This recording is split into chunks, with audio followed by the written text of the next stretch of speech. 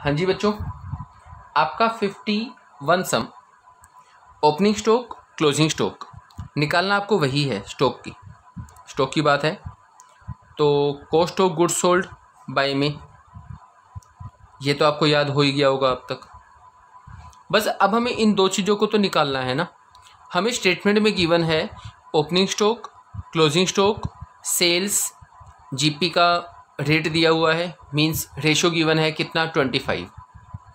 देखा जाए तो पिछले सम के जैसा है जो अभी हमने 49 किया था, बट यहाँ जो इसका रेट है ना वो बच्चों कॉस्ट ऑफ गुड्स सोल्ड पे गिवन है। हाँ जी, ठीक है। अब आप कहोगे जी अभी तो आपने कहा था सेल्स पे होता है, मोस्टली सेल्स पे ही होता है, बट कॉस्ट पे भी उसको कैलकुलेट किया जाता है।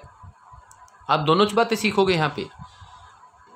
अब देखो, मतलब मुझे जीपी निकालने के लिए ना कॉस्ट चाहिए, एंड कॉस्ट तो मुझे वैसे भी चाहिए, ठीक है ना। तो बढ़िया चीज़ क्या है, जीपी, क्योंकि इसका जो रेट है वो कॉस्ट पे गिवन है, आप ना कॉस्ट को 100 मान लो। बहुत बढ़िया चीज़ है जी। कॉस्ट आपने 100 माना है तो बताओ जीपी कितना आएगा। इसी का 25 है ना कॉस्ट का। कॉस्ट आपकी 100 आ गई तो जीपी आपके पास इसी का 25 आ जाएगा, ये ठीक बात है। तो इस केस में आप सेल्स निकाल सकते हो। सेल्स के लिए आपको पता है इन दोनों को प्लस किया जाता है। जो माल में 100 का लेके आया उसको मैंने 25 के फ़ायदे पे बेचा तो कितने का बेचा, 125 का ना।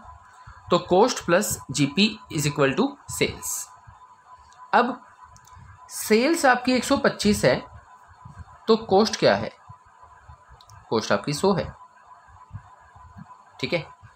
1 है तो 100/125, जैसा मैथमेटिक्स में अपन निकालते थे। सेल्स आपके पास एक्चुअल में है कितनी बच्चों, 6 लाख।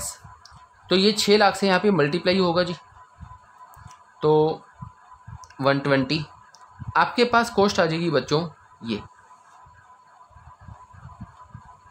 अब कॉस्ट ऑफ गुड्स सोल्ड तो आपके पास निकल आया ना, बहुत आसानी से निकल आया।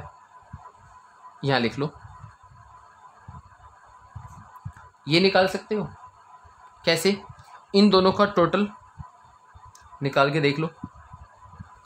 Opening stock plus closing stock by में 2, 80,000 बाय में 2, 40,000 आपके पास क्या आ जाएगा स्टॉक। रेशो निकालना हो तो cost of goods sold by में ये स्टॉक आ गया, तो ये आपका आ जाएगा बच्चों 12 टाइम्स। अब देखो ज़्यादा आ गया ना, ये ज़्यादा का मतलब आप स्टॉक की एज निकालना चाहो तो कितनी आएगी,